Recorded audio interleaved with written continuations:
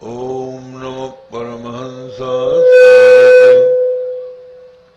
चरणकमलचिन्मकरन्दाय भक्तजनमानसनिवासाय श्रीरामचन्द्राय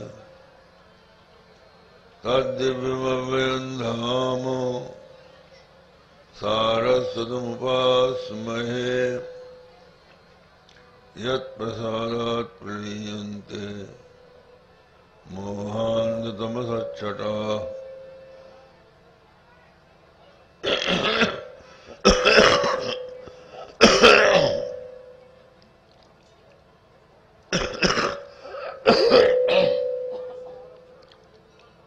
श्री राम जय राम जय जय राम।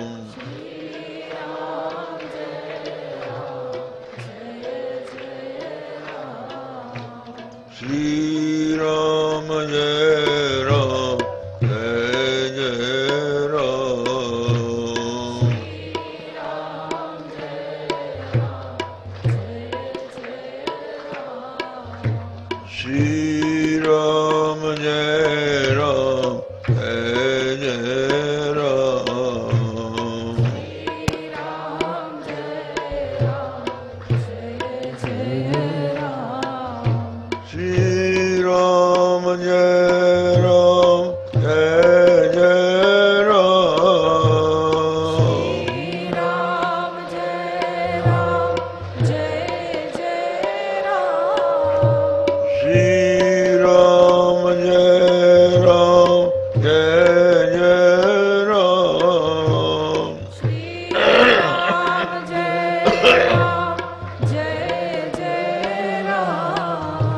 श्री राम जय राम जय जय राम। श्री राम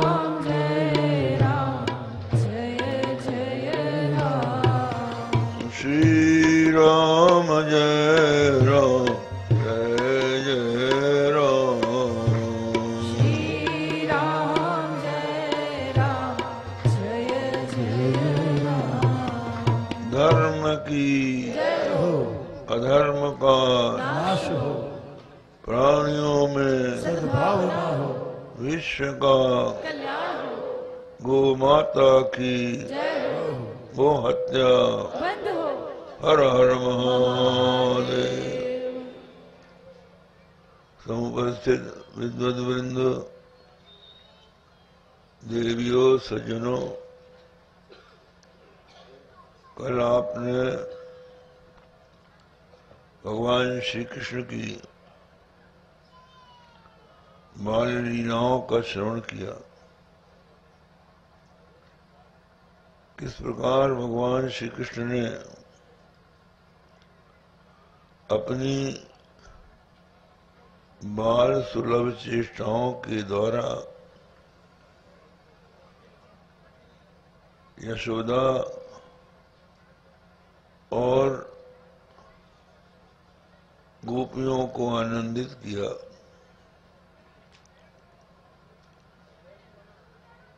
उसके पश्चात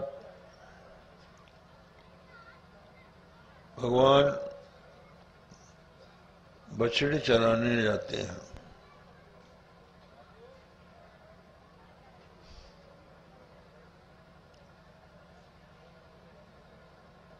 ग्वाल वालों के साथ बछड़े चराते चराते अनेकों खेल खेलते हैं। वन की शोभा का निरीक्षण करते हैं। भगवान श्री कृष्ण तो बलदेव जी की स्तुति के ब्याज से वृंदावन की महिमा का वर्णन करते हैं। ये जो वृक्ष फल के बाहर से लदे हुए हैं, आर्य आपके चरणों में प्रणाम कर रहे हैं।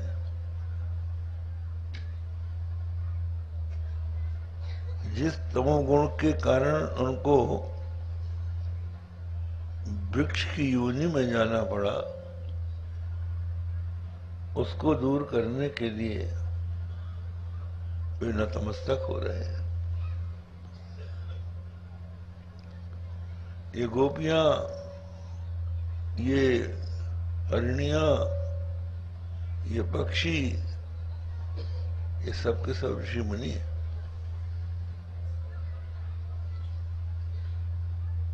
इस प्रकार भगवान बछड़ा चढ़ाते हैं, ग्वाल बालों के साथ खेलते हैं।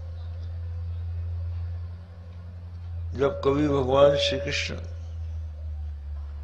वन की शोभा का निरीक्षण करते हुए दूर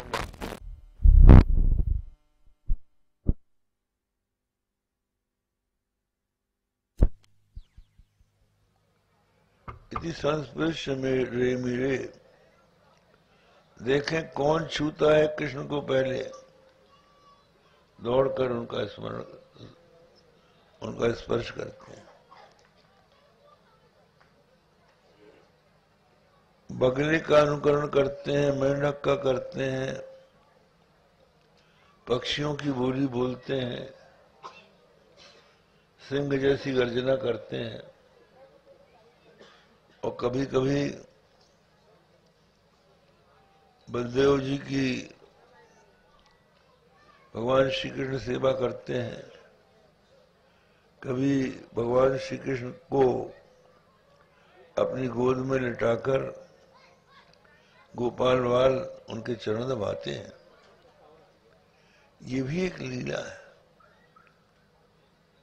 बहुत से लोग तो सखा भाव से भगवान की इन्हीं लीलाओं का स्मरण करते हैं और इसी को मन में देखते देखते आनंदित होते हैं। इसी बीच में क्या होता है, अघासुर नाम का एक दैत्य अजगर के रूप में आ जाता है। अघ का मतलब होता है पाप। पाप भगवान की लीला में बाधा डालता है। अजगर के रूप में आता है। ग्वाल बाल समझते हैं ये अभी गोकुल से वृंदावन आए हैं, यहाँ की भौगोलिक स्थिति का पता नहीं है। वो समझते हैं कि ये पर्वत की ही एक शोभा है, ये पर्वत की कंदरा मानो सर्प का मुख है और ऊपर का जो भाग है वो मानो उसका ऊपर का ओष्ठ है, नीचे का आधार है। और प्रातः काल की जो सूर्य की किरणों से अरुण किरणें आ रही हैं, सूर्य की अरुण किरण आ रही हैं, ऐसा लगता है कि कोई ये लाल रंग का अजगर ही है। ऐसा कहते हुए वे अजगर के मुंह में प्रविष्ट हो जाते हैं। वो तो सचमुच अघासुर था। तो भगवान भी उनके साथ प्रविष्ट हो जाते हैं। जहां भक्त जाएंगे वहां उनके भगवान भी जाएंगे। उनको वो मृतक से जीवित करके निकालते हैं। फिर यमुना के तट पर कोमल बालुकाओं में बैठकर मन भोजन करते हैं। उसमें परस्पर उनकी क्रीड़ा, परस्पर प्रेम को देखने के लिए अघासुर के वध से जब स्वर्ग में नगाड़े बजे तो उसकी ध्वनि ब्रह्मलोक तक पहुंची। ब्रह्मा जी ने पूछा कि अरे कौन सा उत्सव हो रहा है? बोले आज अगासुर मारा गया है, जिसके पेट में जाने पर कोई बच नहीं सकता था। तो अगासुर को मारने वाले कृष्ण को देखने जब वो आए ब्रह्मा जी, तो ग्वाल वालों के साथ खेल रहे हैं। तो भगवान की लीलाएं ऐसी हैं, अच्छे अच्छों को मोहित कर देती। उमा राम गुण गूढ़ पंडित मुनि पावहि विरति, पावहि मोह विमूढ़, जे हरि विमुख न धर्म रति। मन में आया कि ये भगवान है कि नहीं, परीक्षा लेने। बछड़े चरते चरते दूर निकल गए थे, उनका हरण करके उनको मूर्छित करके ब्रह्म गुफा में सुला दिया। और जब ग्वाल वालों ने देखा, अरे कहीं बछड़े तो निकले, न जाने कहाँ गए। तो भगवान ने कहा ऐसी मंडली फिर बनेगी नहीं, तुम लोग बैठे रहो, हम आते हैं ढूंढ के लाएंगे।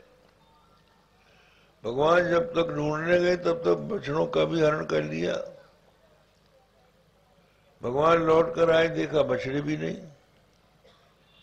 समझ गए ब्रह्मा हमारी परीक्षा लेना चाहता है।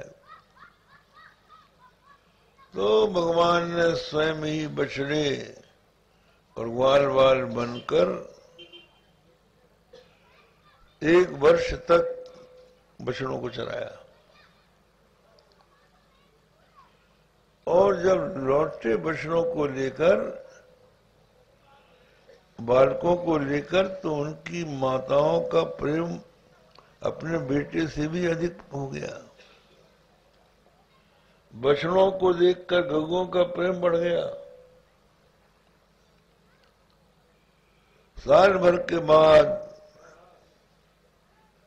एक दिन इनका अद्भुत प्रेम देखकर बलदेव जी ने पूछा, कन्हैया बात क्या है? कहा दाऊ दादा हम ही तो है, हम ही इन रूपों में आए हैं। ब्रह्मा जी देखने आए, अकेला कृष्ण ढूंढता होगा, परेशान होता होगा, क्योंकि उसका जो समय है बहुत हमारे समय से बहुत जल्दी हो जाता, बहुत देर से होता है। तो देखा कि वो तो ज्यों के त्यों सोए हैं और ये चरा रहे हैं। अंत में भगवान की लीला समझ गए, चरणों में गिरे, स्तुति की। बड़ी सुंदर स्तुति है। एक के संबंध में राजा परीक्षित का प्रश्न है कि कृष्ण तो दूसरे के बेटे थे, अपने बेटे से अधिक कृष्ण में प्रेम कैसे हो गया? इसका समाधान श्री सुखदेव जी कहते हैं, सर्वेषामेव जंतूनां नृपस्वात्मैव वल्लभ, इतरे पत्य वित्पाद्यात् तद्वल्लभत एव हि। सब प्राणियों को अपना आत्मा ही प्रिय होता है। सबसे अधिक प्राणी किससे प्रेम करता है? अपने से करता है, अपनी स्त्री से, अपने बेटों से, अपने धन से। आत्मा के लिए प्रेम करता है, अपने सुख के लिए। नवारे सर्वस्व कामाय सर्वम प्रियम भवति, आत्मनस्तु कामाय सर्वम प्रियम भवति। सबके लिए सब प्रिय नहीं होते, आत्मा के लिए सब प्रिय होते। तो कहा इससे क्या उसका समाधान? कहा यही तो समाधान है कि कृष्ण को तुम मनुष्य समझ रहे हो, ये सबकी आत्मा है। तो कहा कैसे आत्मा है? का बात यह है कि कार्य कारण से अनन्य होता है।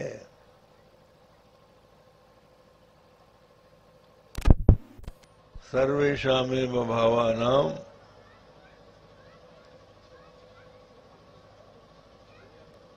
कहते हैं जैसे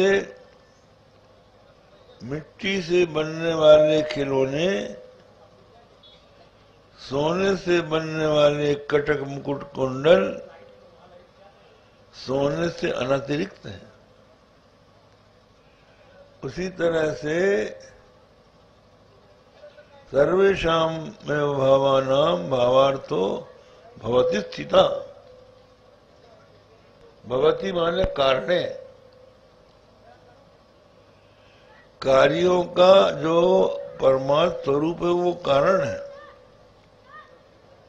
जो खिलौने आप देखते हैं वो मिट्टी है। शक्कर से लोग अनेकों पुतले बना लेते हैं। शक्कर से ऊंट बना लिया, किसी ने घोड़ा बना लिया, किसी ने खिलौना बना लिया। तो ना कोई भी भले रूप हो, लेकिन है तो शक्कर। इसी तरह से परमात्मा से आकाश बना, आकाश से वायु बना, वायु से अग्नि बना, अग्नि से जल बना, जल से पृथ्वी बनी, पृथ्वी से अन्न बना, अन्न से शरीर बन गया। तो शरीर अन्न से अभिन्न, अन्न पृथ्वी से अभिन्न, पृथ्वी जल से अभिन्न, जल अग्नि से अभिन्न, अग्नि वायु से अभिन्न, वायु आकाश से अभिन्न, आकाश आत्मा से अभिन्न। तो आकाश आत्मा ही तो सब कुछ है।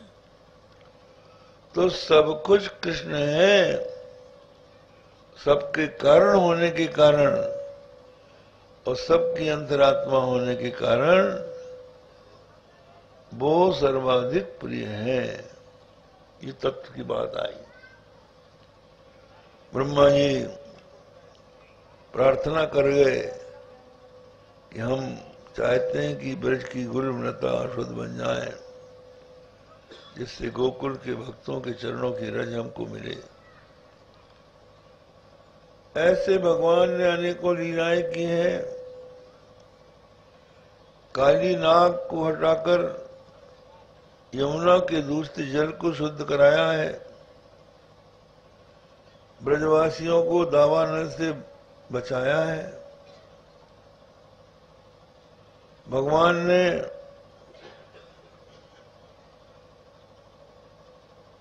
धेनुकासुर को मार के सबको फल खिलाए हैं।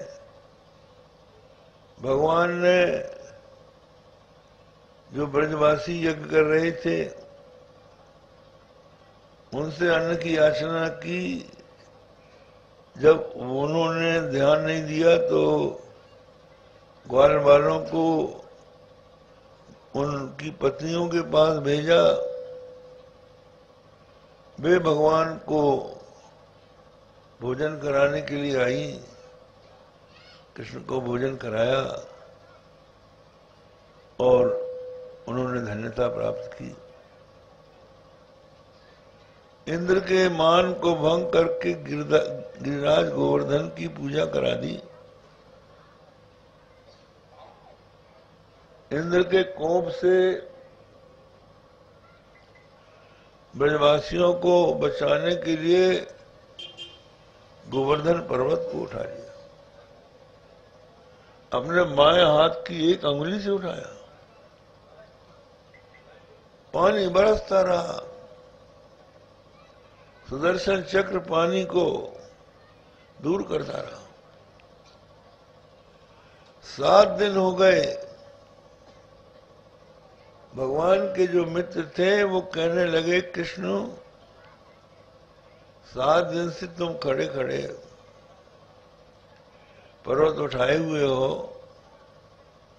एक हाथ में पर्वत उठाया है, वो भी एक अंगुली में, तो दूसरे हाथ में ले लो।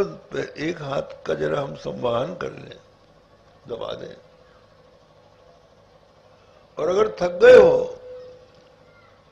तो श्री दामा के हाथ में थोड़ी देर के लिए दे दो, तब तक तुम अपना श्रम मिटा लो।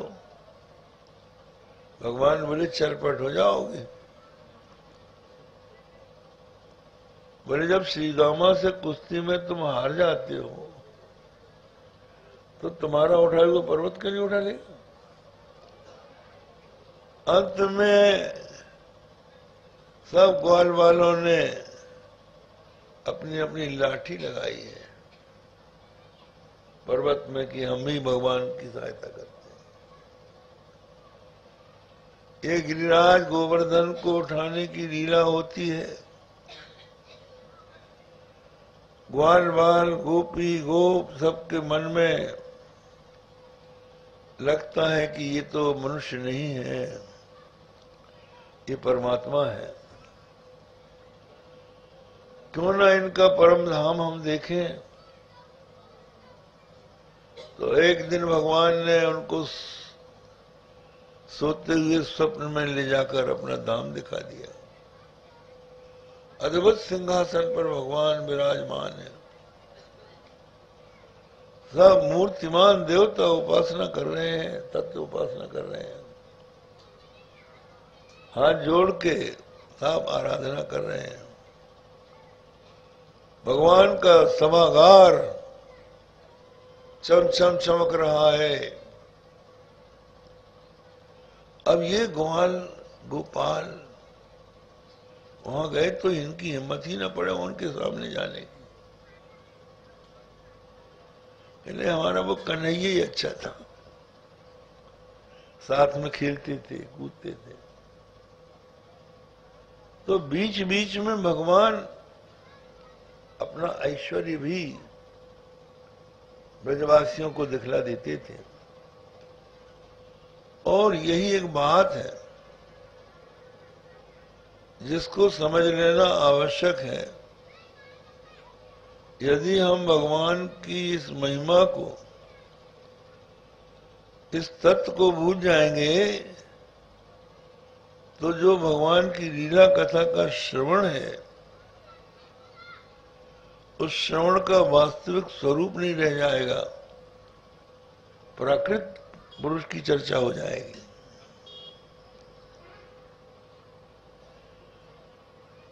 इस बात को ध्यान में रखकर ही श्रीमद् भागवत की कथा का श्रवण करना चाहिए। बहुत से लोग बीच बीच में भगवान भी मानते हैं, फिर बालक भी कहने लगते हैं, टीका टिप्पणी भी करने लगते हैं। तो ये बात नहीं होना चाहिए। इसी बीच में एक कथा आती है, हेमंते प्रथमे मासी नंद ब्रज कुमारी का चेरुर्हविष्यम भुंजाना कात्यायन अर्चना व्रतम। ब्रज की कुमारिकाएं 5-5 वर्ष की लड़कियां मन में भावना करती हैं कि हमारा विवाह हो तो नंद के बेटे से हो। तो ये नंद का बेटा हमारा पति तभी बनेगा जगदम्बा की कृपा होगी। नंद ब्रज कुमारी का कात्यायन अर्चना व्रतम। कात्यायनी भगवती राजराजेश्वरी त्रिपुर सुंदरी पराम्बा का व्रत करती है। यही भद्रकाली है, यही योग माया है, यही नारायणी है, यही ईशानी है, यही शारदा है, अंबिका है, गौरी वैष्णवी है। तो चेरुर हविष्यम भुंजाना, और यही भद्रकाली। भद्रकालीम समान अर्चु भूया नंद सुत पति। भद्रकाली की अर्चना करती हैं। तो भद्रकाली द्वारका की देवी। प्रथम पश्चिमामनाया शारदा मठोच्यते भद्रकाली तो देवी सात आचार्यो विश्वरूप का। पहला पश्चिमामनाय है, सबसे भगवान शंकराचार्य ने पश्चिमामनाय बनाया, उसका नाम शारदा मठ रखा। वहां की देवी भद्रकाली है और विश्वरूप सुरेश्वराचार्य वहां के आचार्य, आचार्यो विश्वरूप। तो भद्रकालीम समानर्चु, कुछ लोग कहते हैं कि ये काली के उपासक है। एक काली वो है जिसकी उपासना पंचमकार से होती, ये भद्रकाली है। चेरुर हविष्यम भुंजाना, हविष्य भोजन करके सात्विक उपचारों से इनकी पूजा हो रही है। तो ये भद्रकाली कात्यायनी है। मत पढ़ती है कात्यायनी महामाये महायोगिन्यधीश्वरी नंद गोप सुतम देवी पतिम में कुरुते नमः। हे कात्यायनी, हे महामाये, महायोगिनी, हे अधीश्वरी, नंद गोप का बेटा हमारा पति हो जाए, तुमको नमस्कार है। इस मंत्र का जप करती है। आज भी इस मंत्र का जप यदि कन्या करती है तो कृष्ण जैसा पति उसको मिलता है। कात्यायनी मंत्र है। ऐसे 1 महीने तक उन्होंने मंत्र जप करके धूप उपहार और भेंट चढ़ाकर, लेकिन गलती ये करती थी कपड़े उतार के नंगी नहाती थी। तो भगवान ने कहा ये तो जल के देवता का अपमान हो रहा है, तो उसका क्षमा याचना कराते हैं, फिर वस्त्र दान करते हैं, उनके वस्त्र चुराते हैं। मदन मोहन सदन तन में छिपे बंसी बजाते हैं, समाधि ग्वाल वालों को लिए संग में घुमाते हैं। वृत्ति ग्वालिन जमन आशा के जल में जा नहाती थी कि उनके वासना वस्त्रों को खाना जा चुराते हैं। तो बात क्या है, भगवान को पति बनाना साधारण बात नहीं है। देवो भूत्वा देवान यजेत, भगवान जो है श्री कृष्ण में और साधारण जीवों में अंतर क्या है? श्री कृष्ण तो अनावृतम ब्रह्म, जीव में भी ब्रह्म है लेकिन आवृत है, ढका हुआ है, और श्री कृष्ण में अनावृत है। वहां माया की आवरण शक्ति काम करती नहीं है, केवल विक्षेप शक्ति काम करती है। तो आवरण शक्ति को दूर करके ही कृष्ण का सम्मिलन प्राप्त किया जा सकता है।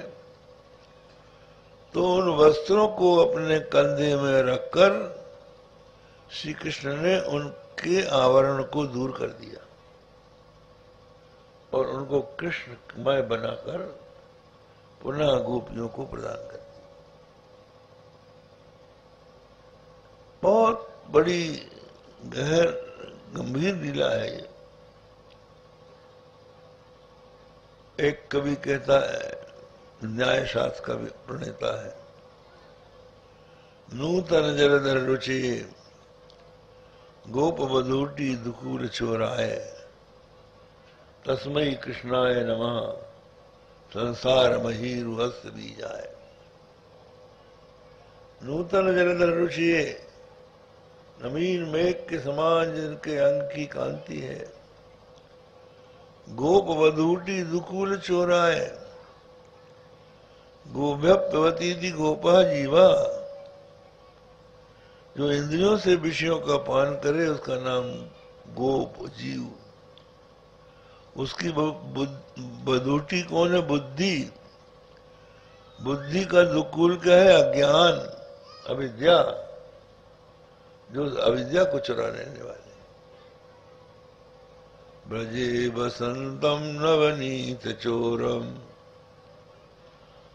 गोपांगनानाम तदुकूल चोरम, अनेक जन्मार्जित पाप चोरम, चोराग्रगण्यम पुरुषम नमः।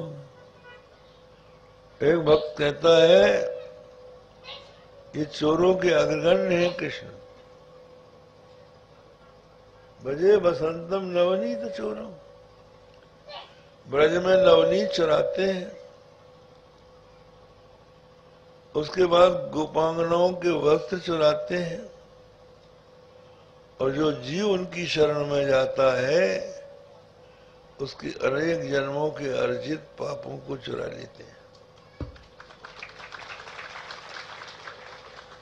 अनेक जन्मार्जित पाप चोरम, चोराग्रगण्यम पुरुषम नमामि। चोर मिले तो ऐसा मिले जो सारे पापों को चुरा ले, हमारी अविद्या को दूर कर दे। संसार मही रूढ़स्य बीज आए, संसार रूपी वृक्ष का बीज वो भगवान। और तो उसके बाद श्रीमद् भागवत की जो मुख्य कथा है, भगवान श्री कृष्ण की लीलाएं हैं, उनमें भी जो रास पंचाध्यायी है वो और भी मुख्य है। ये मानो जैसे शरीर में 5 प्राण होते हैं, प्राण अपान समान बयान उदान समान, वैसे ये 5 अध्याय रास पंचाध्याय के 5 प्राण हैं। ये लीला बड़ी विचित्र है। ये समझकर चलना होगा कि श्री कृष्ण परब्रह्म परमात्मा है और उनका जो शरीर है वो साधारण मनुष्यों जैसा 5 भौतिक नहीं है। वो स्वेच्छा से बना हुआ है। आपने सुना है ना कि जब नंद यशोदा को चतुर्भुज रूप में दर्शन दिया तो उनके देखते देखते एक छोटे से बालक बन गए। 5 भौतिक शरीर वाला कभी ऐसा हो सकता है कि क्षण में 4 भुजाएं हो जाएं और क्षण में 2 भुजाएं होके रोने लग जाए? ये उनकी लीला है, लीला विग्रहधारी है। तो वो भगवान लीला करते हैं। गोपियों के जिन गोपियों ने कात्यायनी का अर्चना व्रत किया है उनके व्रत की परिपूर्ति करते हैं। मैं मारंस दक्षपा। सबसे पहले आपको ये बतला दें कि ये लीला भगवान ने क्यों की है। तो श्रीधर स्वामी बोलते हैं, ब्रह्मादिजय संरूढ़ दर्प कंदर्प दर्पः जयति श्रीपतिर् गोपी।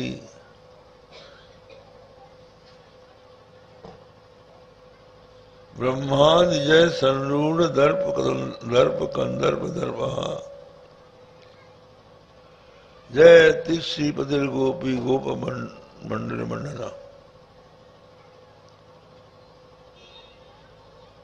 जो काम है, काम ऐसा देवता है जिसने बड़े बड़े देवताओं को हरा दिया। ब्रह्मा जी को हरा दिया, विश्वामित्र को हरा दिया, चंद्रमा को हरा दिया। ब्रह्मादि देव शिरोमणियों पर विजय प्राप्त कर लेने के कारण काम का ही एक नाम है कंदर्प। कंदर्प के मन में अभिमान हो गया, दर्प हो गया। दर्प का अर्थ है कौन हमारी बराबरी कर सकता है। तो ऐसा कंदर्प को जब दर्प हो गया तो भगवान का काम ही है दर्प का नाश करना। दर्प प्रहारी। भगवान ने अभिमान किसी का नहीं रखा। बड़े बड़े अभिमानी आए, सबका अभिमान चूर चूर कर दिया। तो अच्छा, काम कैसा है? काम ऐसा है कि उसके हाथ में कोई कठोर शस्त्र नहीं है। फूलों का बाण, फूलों का धनुष। काम कुसुम धनु सायक लीने, सकल भुवन अपने बस कीने। फूलों का ही धनुष, फूलों का ही बाण और संसार को बस में कर रखा है। तो मनुष्य भयभीत तो हो जाता है, भयभीत होकर थोड़ी देर के लिए बस में होता है, लेकिन कोई वस्तु यदि उसको आकृष्ट कर ले, आकर्षित कर ले, तो सदा के लिए उसके पीछे लग जाता है। तो काम क्या करता है? संसार में ऐसा सौंदर्य दिखला देता है कि उसके सौंदर्य से मुग्ध होकर लोगों को उसको छोड़ने का मन ही नहीं होता। ये रागपाश, ये भगवती के संबंध में भी बताया जाता है। उनके गन्ने का धनुष है और फूलों का बाण है। गन्ने का धनुष का मतलब है संसार में मधुरता। संसार में हमसे कोई प्रेम करने वाला है, यही समझ के तो बड़े हो। हमारा कोई है, हमसे प्रेम करने वाले, हमारे बिना कौन रहेगा। तो संसार के प्रेम पर विश्वास करना और स्वयं संसार से प्रेम करना। तो संसार के प्रेम पर विश्वास करना इक्षु धनुष और पंचबाण, शब्द स्पर्श रूप रस गंध, ये 5 बाण ऐसे हैं, कोई शब्द के लोभ में, कोई स्पर्श के लोभ में, कोई रस के लोभ में। एक ही पर्याप्त होता है। अली पतंग मृगमीन गज, जरहि एक ही आँच, तुलसी वे कैसे जिए, जिनके लागे 5। अली माने भौरा। भौरा बेचारा कमल के फूल में जाकर उसके सुगंध का ग्रहण करते करते ऐसा मुग्ध हो जाता है कि उसको भान नहीं रहता कि अब सूर्यास्त होने वाला है। और जब सूर्य का अस्तंगमन हो जाता है तो उसकी पखुड़ियां मुकुलित हो जाती हैं। कमल के भीतर मुकुलित कमल में बैठा हुआ भ्रमर, उसके पास ऐसा डंक है कि वे सूखे काट में छेद कर सकता है, लेकिन कमल की कोमल पखुड़ियों को भी नहीं छेदता है। बैठे बैठे मनोरथ करता है, रात्रिर्गमिष्यति भविष्यति सुप्रभातम भास्वानुदेश्यति हशिष्यति पंकजश्री इत्थम विचिन्तयति कोशगते द्विरेपे हा हंत हंत नलिनीम गज उज्जहारा।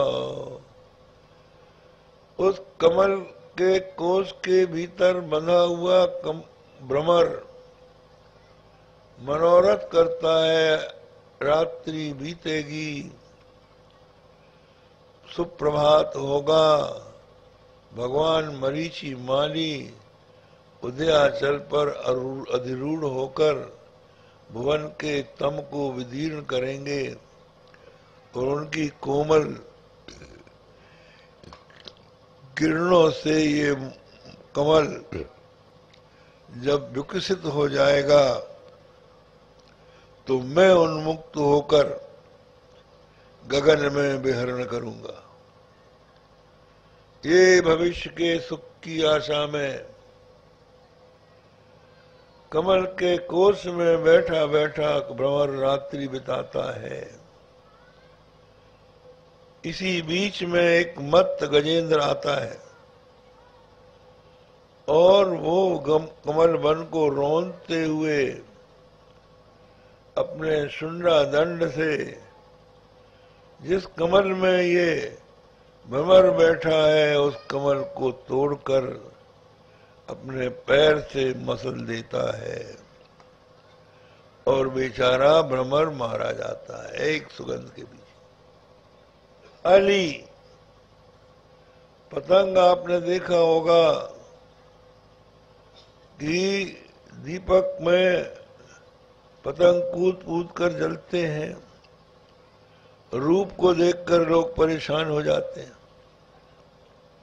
रूप की आसक्ति में न जाने कितने मर गए।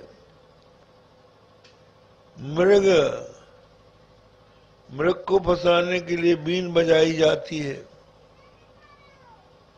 बीन के लोभ में मृग आकर बहेलिए की जाल में फंस जाता है, मारा जाता है।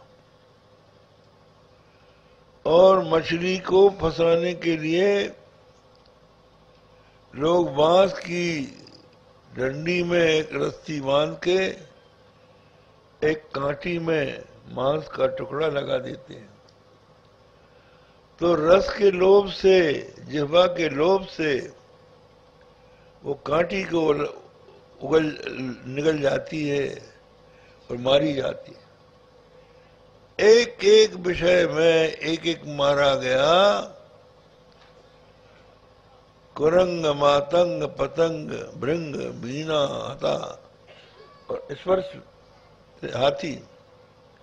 हाथी को पकड़ने के लिए गड्ढा खोद कर जहां से हाथी निकलते हैं वहां पर एक झुरमुट सी फैलाकर उसके ऊपर मिट्टी डाल देते हैं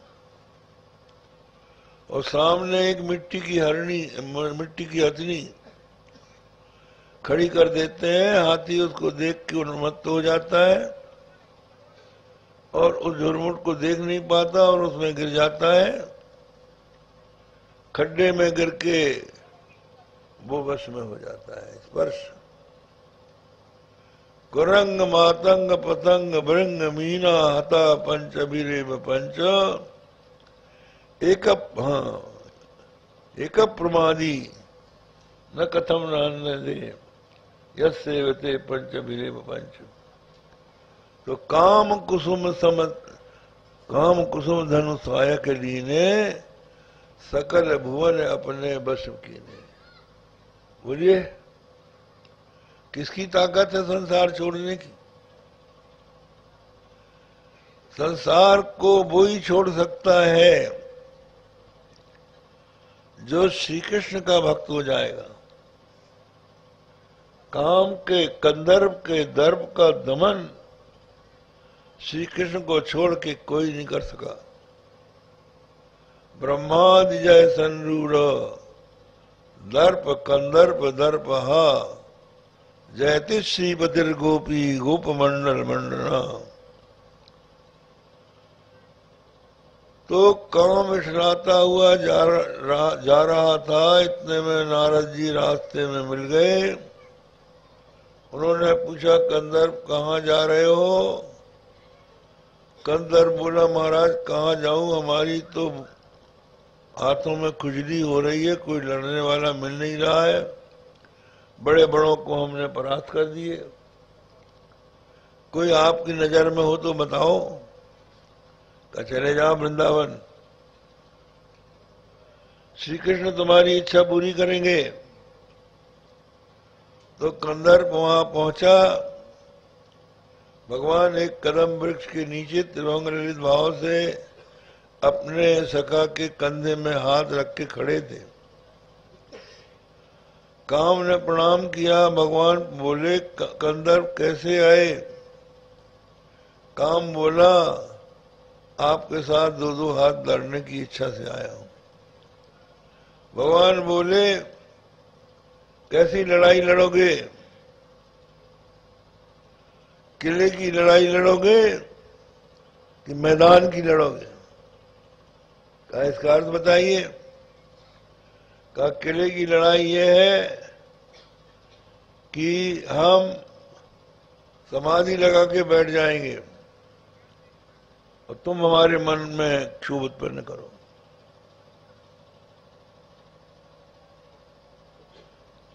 काम बोला, नहीं महाराज, उल्टी बात रहेगी। हम गोपियों के कामगामी अंग के किले में हम रहेंगे और तुमको सहज सहज गोपियों के बीच में रहना पड़ेगा और फिर हम तुमको बाण मारेंगे और तुम विचलित ना हो तब हम समझे कि तुम्हारी विजय हुई। भगवान ने कहा, ठीक है। तो काम के अभिमान को नष्ट करने के लिए ये लीला हुई है। काम की विजय इसमें नहीं है। इसलिए जो रास पंचाध्यायी की कथा सुनता है उसका सांसारिक काम की जो तृष्णा है उसकी वो नष्ट हो जाती है। भगवान की लीलाओं में ही वो निमग्न हो जाता है। अब ये गोपियां कौन है ये आप समझ लीजिए। एक तो जो हमारी श्रुतियां हैं, वेद मंत्र, यही गोपी। वेद में 3 कांड हैं, कर्म कांड, उपासना कांड और ज्ञान कांड। तो कर्म कांड और उपासना कांड, कर्म का विषय, कर्म कांड का विषय कर्म है, उपासना का विषय उपासना है, और ज्ञान कांड जो है वो परमेश्वर के स्वरूप का वर्णन करता है। कोई शारीरिक मानसिक क्रिया की प्रेरणा नहीं देता है, स्वरूप का बोध कराता है। तो ये 3 प्रकार की श्रुतियां जो हैं उनमें आप समझ लीजिए कि काम कर्मकांड की श्रुतियों का विवाह कर्म से हुआ, उपासना कांड की श्रुतियों का विवाह उपासना से हुआ, और ज्ञान कांड की का विवाह जो है वो साक्षात कृष्ण से हुआ है। तो दो तरह की गोपियां हैं, एक का विवाह हो गया है, दो का विवाह हो गया है और एक विवाह नहीं है, ये बात है। ऐसे ही गोपियां भी हैं। जनकपुर में जब भगवान राम जाते हैं तो उनके सुंदर सौंदर्य माधुर्य को देखकर ब्रज की नारियां मोहित हो जाती हैं। आए कुंवर दो मन के लुभनवा, बाही ब्याही की तो लट उड़ जाई, अनब्याही के भय बिकल परनवा, आए कुंवर दो। ऐसे भगवान को देखकर सब प्रकार की नारियां मुग्ध हो जाती हैं। ये आध्यात्मिक अर्थ है। जो कर्म कांड और उपासना कांड की श्रुतियां हैं वो ब्याही हैं और जो ज्ञान कांड की श्रुति है वो अनव्याही। इस प्रकार ये श्रुतियां गोपियां हैं। इन गोपियां अवतार धारण करके, जैसे ब्रह्म अवतार धारण करते हैं, ऐसे ब्रह्म का प्रतिपादन करने वाली अवान्तरता कर्म कांडात्मक श्रुतियां और उपासना कांडात्मक श्रुतियों का तात्पर्य परब्रह्म परमात्मा में ही है, लेकिन अवान्तर तात्पर्य, ज्ञान कांडात्मक श्रुतियों का तात्पर्य सीधे ब्रह्म में, मुख्य तात्पर्य। और दूसरे लीला की दृष्टि से कुछ गोपियां भगवान के गोलोक से, जो भगवान का नित्य धाम है, वहां से कृष्ण के साथ अवतार लेती। जैसे वसुदेव देवकी से श्री कृष्ण अवतार लेते हैं, उसी प्रकार वृषभानु के घर में भगवती राधा का प्रादुर्भाव होता है। भिन्न भिन्न गोपियां अवतार लेती हैं। ये नित्य गोपियां हैं। और कुछ गोपियां सिद्ध गोपियां हैं। जब भगवान श्री कृष्ण श्री राम वन में गए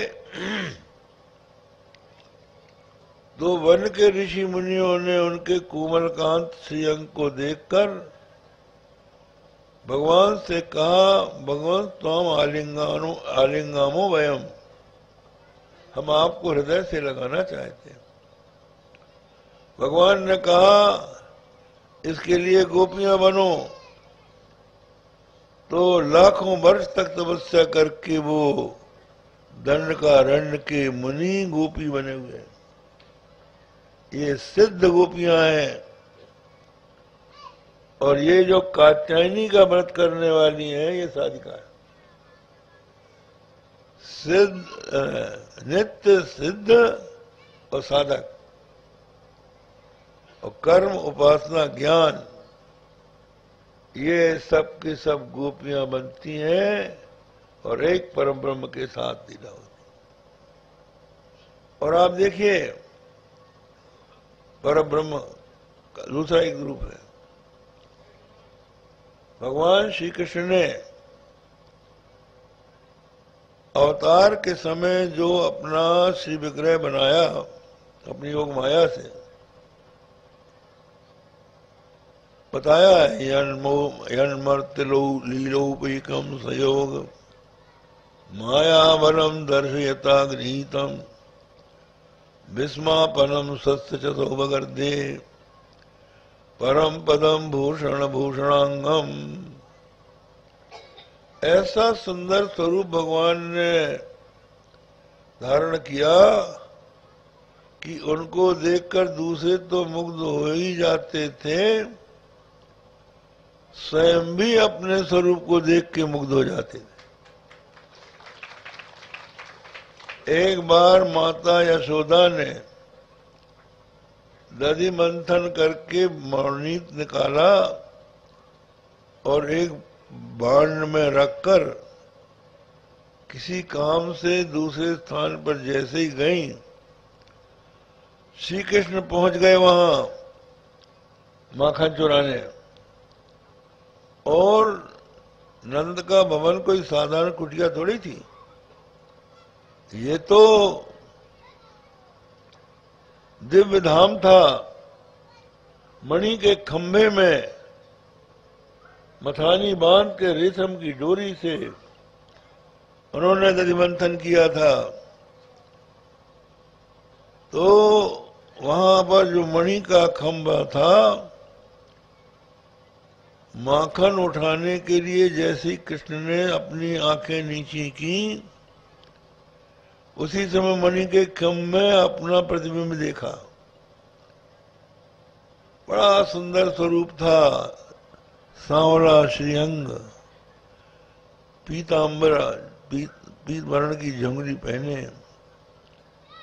गले में बगनखा डाले, अलकावली माथे पर शोभा दे रही है, बड़े बड़े नेत्र हैं। तो देखते ही इनको लगा कि ये कोई देखने वाला है दूसरा। कहने लगे, मित्र मैया से मत कहना, एक लौंदी माखन तुझको भी दे दूंगा।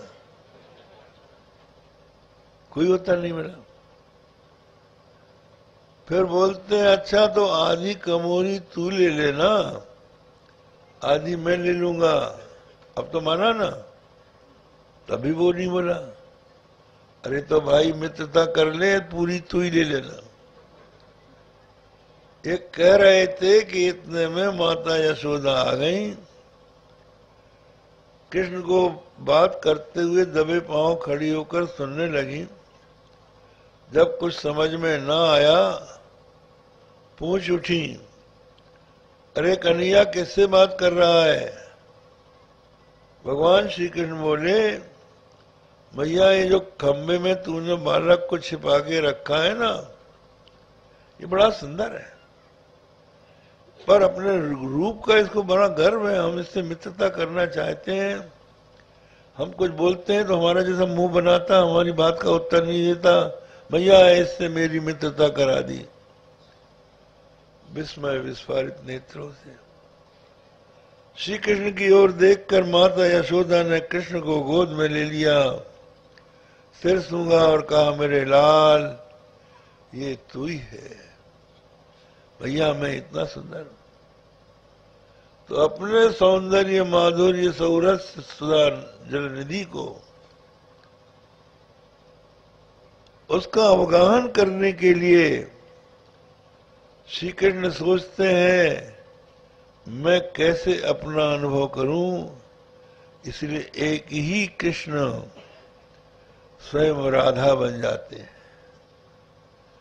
और वो ही राधा कृष्ण बन जाती है। इस तरह से एक ही परमात्मा दो रूप धारण कर लेते हैं। एक स्वरूप सदा दय नाम, आनंद की आह्लादिनी श्यामा, आह्लादिनी के आनंद श्याम। दोनों का एक ही स्वरूप है, नाम दो है। आनंद में जो आह्लादनी शक्ति है वो श्यामा,